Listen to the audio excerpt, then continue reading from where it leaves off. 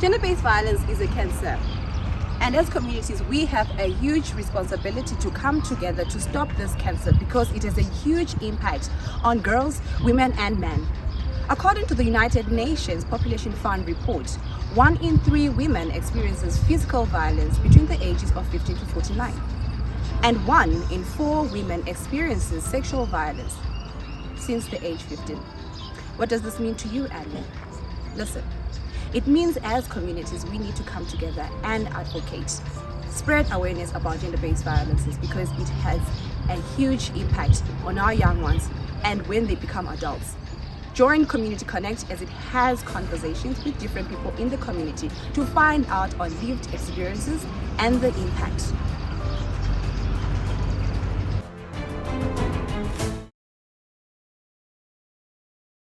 First day ndichisvika ndikati ndauya ndane nhumbu zvikanzi handizini ndakakumitisa and you are not my type. Ndikati kuti chi zvikanzi ameno akakumitisa iwo you are not my type. One munhu akakumitisa akakusiya chii chakaita kuti akusiya and hauna kana kudzidza saka unotsvagei kwandiri. From the very day andakatanga kuenda pane munhu iye ndo day rakatanga kuvava upenyu hwangu saka ndakabva ndaramba kuti handisi kuda kubuda muno handisi kudzoka. First day iroro akatotanga kundirova zvikanzi achindipusha ndikaramba so ndakabva ndagara zveforce. Kumba kwacho aita zviya zvokuuya musi waafunga kuti nhasi ndoda kuuya kana kuti asingadi apa taishare one room nemutwin so mutwin aivata the other side inini the other side then takagara I think 2 months apa nditori pregnant. My first days aindirova ndakandisikadzoseri.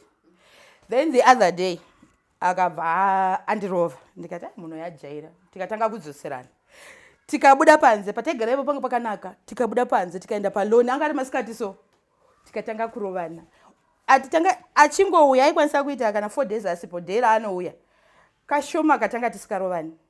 Ivo mai ivava ndaigara navo vainzi my kids vaigara vachibata zvibhakera. The other day ndakazotora empty coat raanga achimwira doro ndikamurovapo akabva atakurwa namai vavo akanosonwa kumpilo but achisvika ikoko akandikavhiridza haana kutaura kuti ndindamurova akandarohwa nematsotsi akabva asonwa. I think nanhasi anako kamagi kacho kekusonwa ikako. A lot of the times when people hear the term GBV, they do think of domestic violence, but when they think of domestic violence, they always think of intimate partner of violence. And so a lot of people forget that in those situations when domestic violence is happening, there are also children in there. And many a times those children also get abused, be it physically, emotionally, sexually, you know.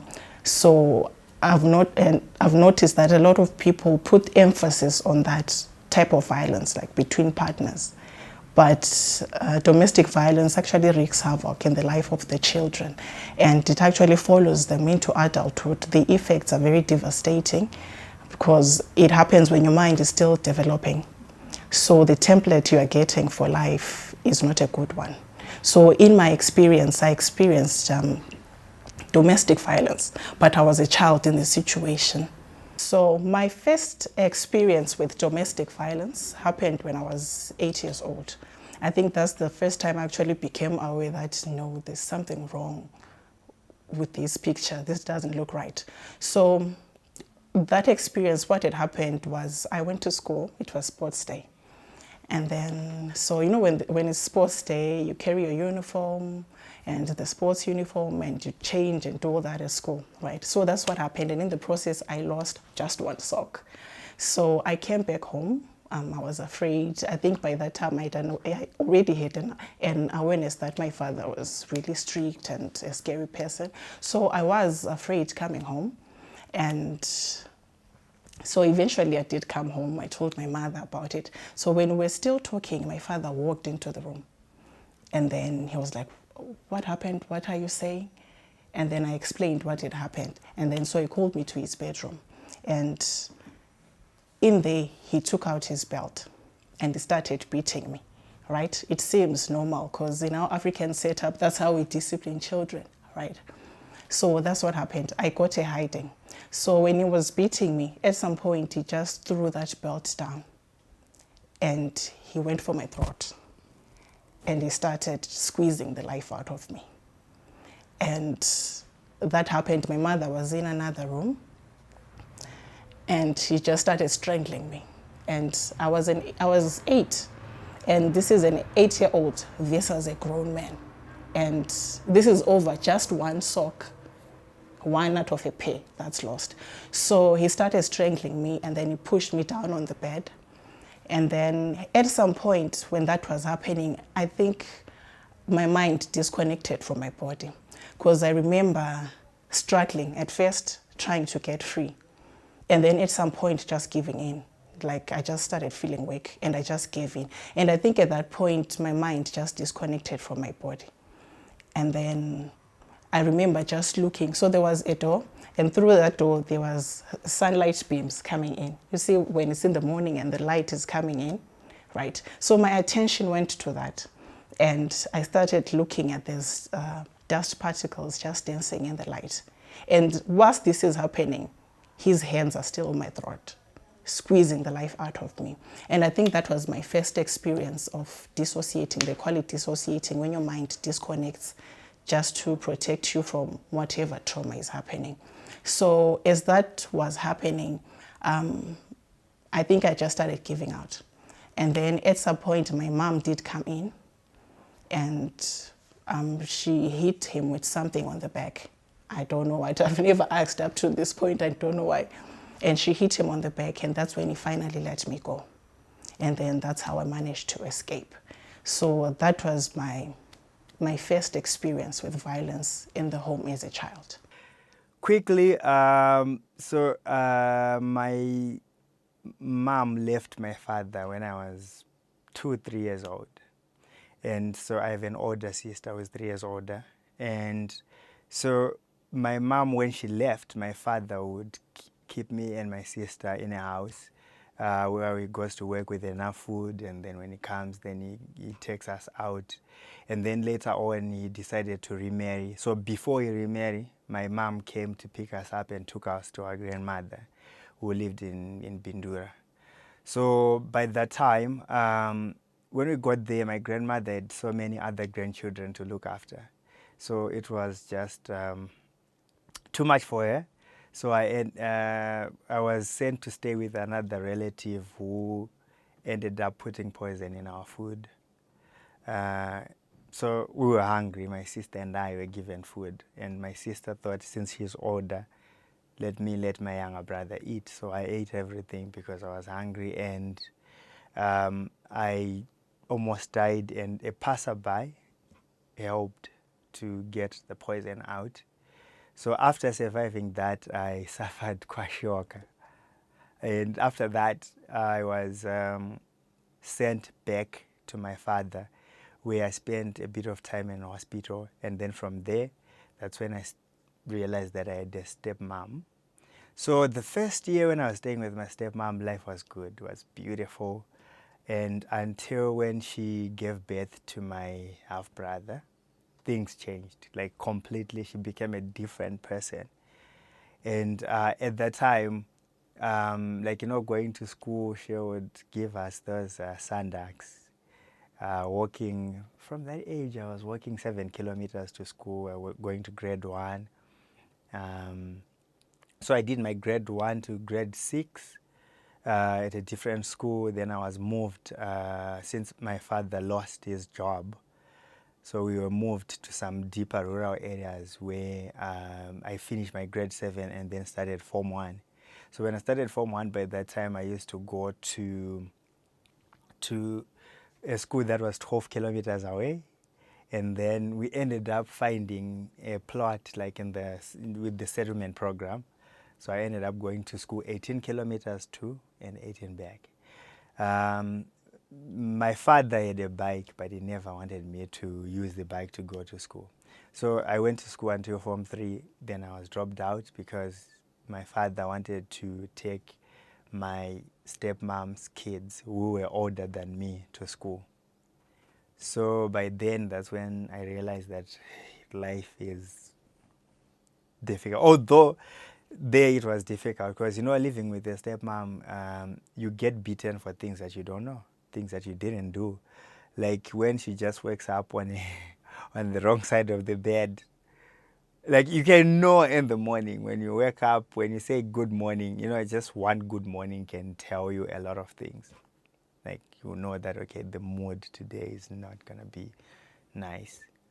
So when you say good morning, she would say, then you know, I better stay away. And everybody from the neighborhood knew about it, at church, everybody was talking about it, but nobody even cared to ask me if I was okay, you know? Nobody cared about what was I going through when I was in that house, you know? And even the fact that for the first time I did have sex with that man, how was it like for me? Nobody really cared. Nobody asked me.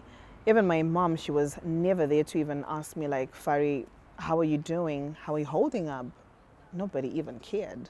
So it was more of, I was alone, facing life alone, but at the same time, watching somebody going through life, of which I was watching somebody going through my life, you know. And then when April came, the month of April came, my sister was like, oh, by the way, your mom sent me with a message. She said she wants money. And I was like, what money? She goes, oh yeah, she says she'll have your husband arrested if he doesn't bring the money for lobola. And then he had to go and pay the lobola. My dad was there. Then I remember my dad asking me, is it really what you want? And I was like, well, it's not really what I want, but I'm in it anyway. He's like, are you sure you're the one who ran off with this guy? Because this guy is way older than you. Then I said, Dad, I don't know what to say. But then with my mom on the side, obviously you can't quite open up because the real person that is, you know, that's the puppet master is watching like a cat, you know, hoping that you're not going to like spill the beans or, you know, paint somebody the wrong way. And it was one of those moments whereby you're also scared of how your mom will react as well. I left home when I was about 16 years old. I just finished school writing my O-level. So, yeah, when I left Zimbabwe, my mom was going through abuse from ubaba, my stepdad. So, abuse lana yayibuhlungu kakhulu because sakhula siyikhangele, you understand. Then I met the father of my child. When I met him, he was just so sweet. I went to SA ngile 16 years, and then when I got there, we met, and everything was just okay. He was just one of the sweetest guys that I had ever met in my life. Then he was just so, I don't know, it just so happened because bengizitshela ukuthi I-abuse lana uyangithanda, but yet wayengangithandi. Every time he hits me, I'll think ukuthi okay, lo muntu he really loves me, he cares for me. Engambona ngikhuluma lo muntu angishaye, engambona ngisenza something angivukele ngolaka. Then I'll think, okay, this is it. This is life. He really cares for me. Then it happened, ukuthi mina laye, we went to, when I was pregnant, ngangifuna ukukhipha isisu because my parents, like my mom, wayengakwazi ngesisu sakhona. And then he had to call my mom emtshela ukuthi okay, your child ufuna ukukhipha isisu less. Then ngathi ngifuna ukukhipha isisu, it wasn't because ngangamthanda umntanami, but it was because of what I was going through. And I couldn't tell abantu ekhaya because when you're in South Africa, they always assume that everything is just okay. So it was hard for me to call my mom and tell her, okay, this is what I'm going through. Yeah. You understand?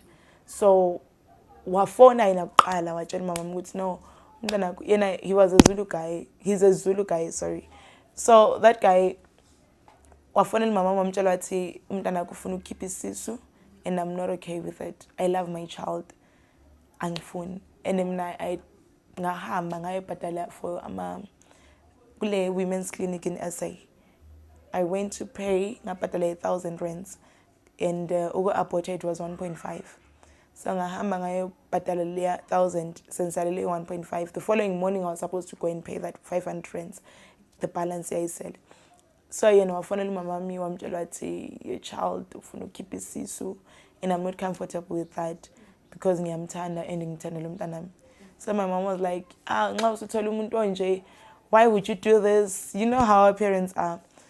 Why would you do this? And especially nxa uphuma endlini engela background yesikolo ukuthi umntwana mele ahambe esikolo afunde, umntwana ayazi imali from a family. I don't know if you know what I'm trying to say.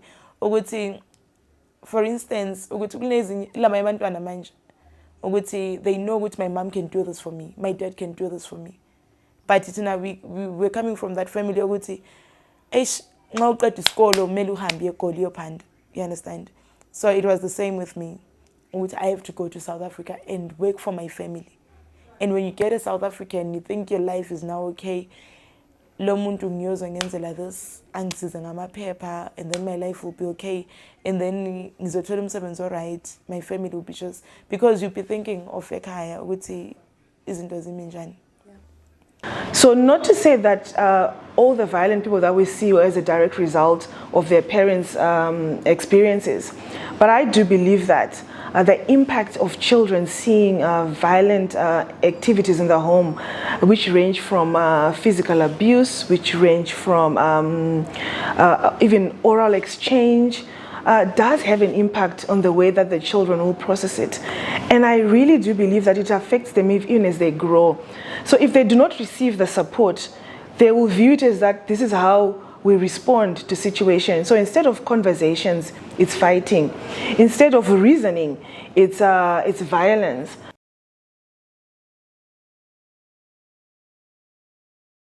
Kuti ndidzoke kumba zvanga zvisingaiti, because kumusha kwedu toti kuita mvana, kana wamboita mvana kana kuita chabuya kwedu language yangu ndoti chabuya.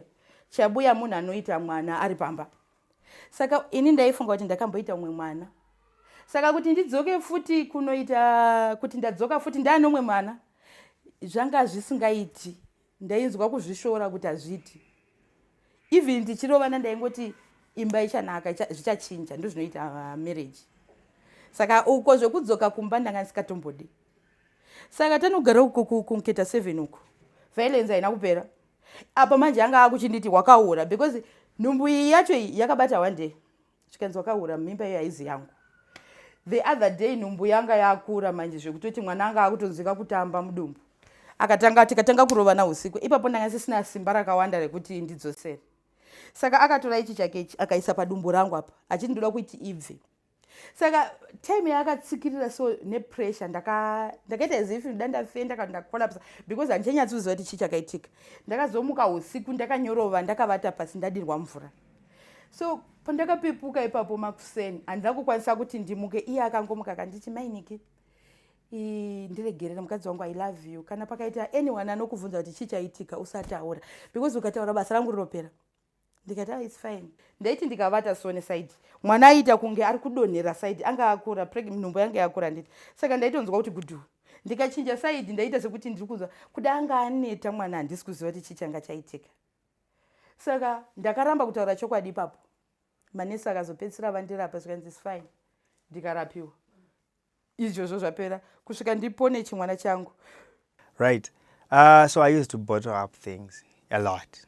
And when someone do something, because I faced a lot through this whole story, I faced some rape issues by men and all. So I used to bottle up those type of things until when so why you wouldn't say is because when you try to speak up, people couldn't believe in what I was telling them, that, oh, this happened.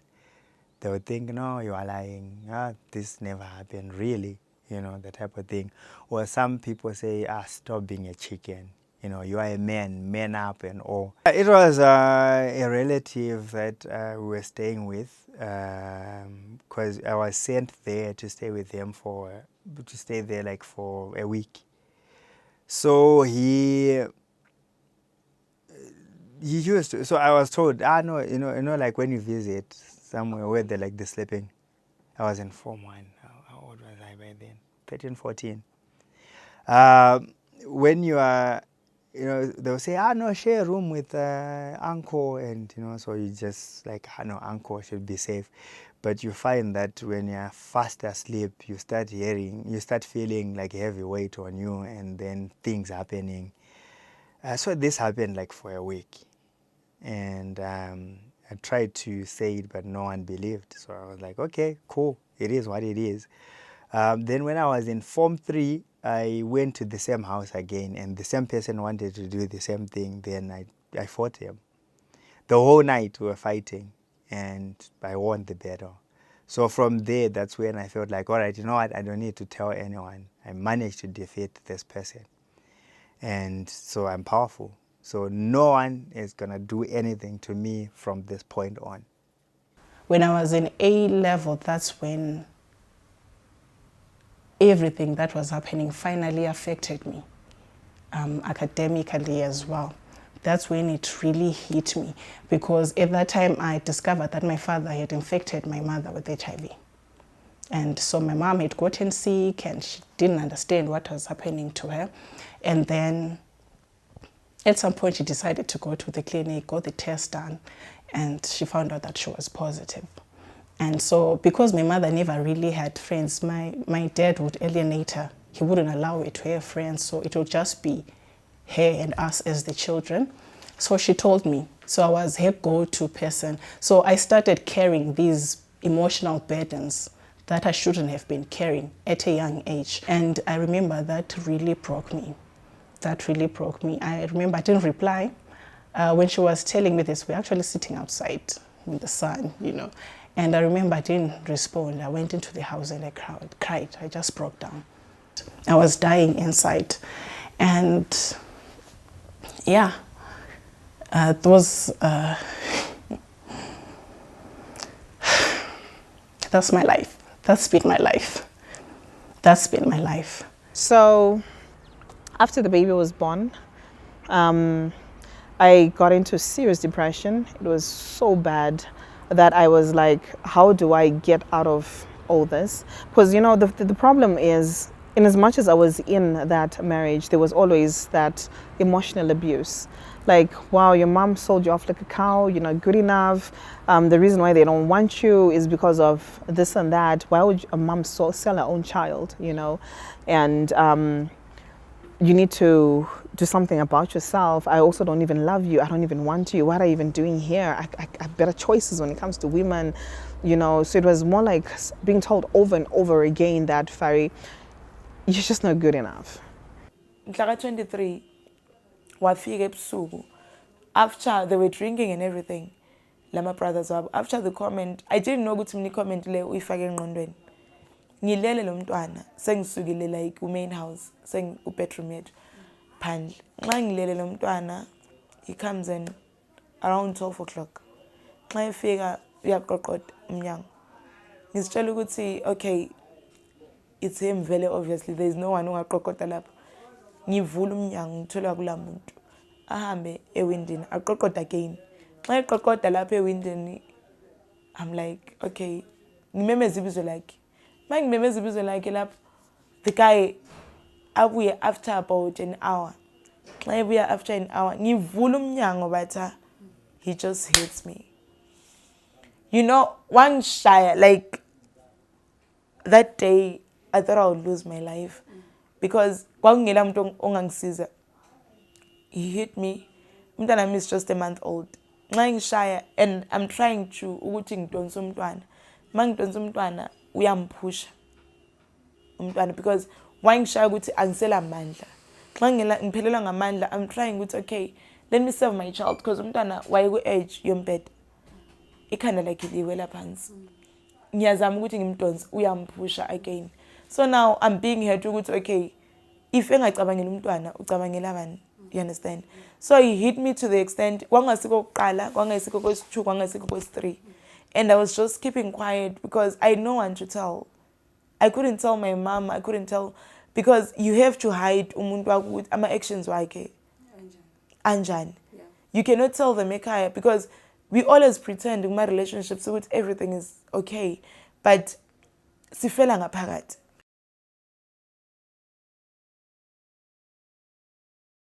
So at some point I went for counseling. I looked for counseling because I was suffering with depression, anxiety. I realized I've always been depressed from my childhood. I was always depressed, and then I carried that into adulthood, just going through a lot of depression. And that depression came with suicide ideas, like I would fantasize about dying, about throwing myself in front of a car, just ending my life. And it's something that started when I was a child. So I realized that I still carry this as an adult. I'll just wish to die. Like, okay, I felt like, my life is going into a drain. So I started drinking, but it didn't end well. I slept in a river. I was super drunk. I think I drank 2 bottles of some terrible alcohol. And in that same period, I tried to smoke marijuana twice.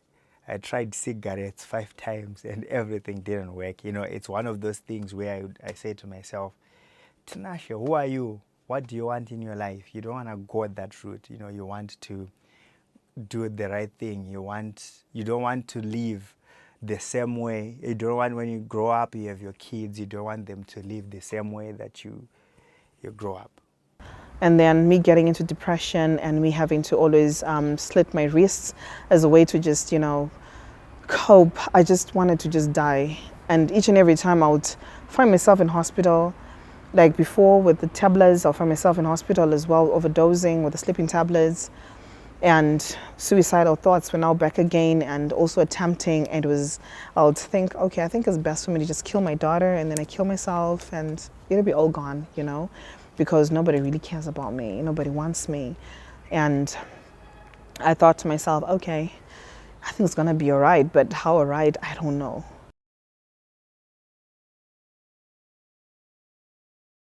I didn't have anyone to lean on. I didn't have anyone to lean on. Not even my mother. My mother could actually lean on me, but I couldn't lean on her. So I never told a lot of what I was carrying. So I resorted to writing poetry, to journaling. I started keeping journals when I was 13. So I would journal. That was my outlet. I would journal and vent in my journals. So the diaries really helped me. And I would write poetry, like if something really struck a chord in me or something was painful, I could actually write a poem around the event and people wouldn't know, like, where did this come from, And that's how I coped. I channeled the pain elsewhere. 2 things. Actually 3 things. Yeah. So one thing is music. Music, I become so creative. When I'm angry, but please don't make me angry. I've become so creative because I've been trying to push away the negative. I try by all means to find a positive in a negative, through that statement, make lemonade from make lemonade from lemons. Yeah. So that's what I do. And then the other thing, working with kids. Like when I'm angry, when I just find kids, I feel good. Because I don't want to show them that I'm angry. Or they'll always come up with something. Kids will always tell you things that you will be like, really? The third thing is, when I'm angry, I can help someone. I can help a stranger. Like I was saying, but also as a healing process of many things, I tell myself that every day I try by all means to do something for someone. Be it someone is looking for transport, be it someone is hungry. When I find out, my heart just tells me that this is the person that you need to help today. So I just do it. I help them and leave it like that. I don't want, I don't document that. I don't take a picture. I just do it and let it be.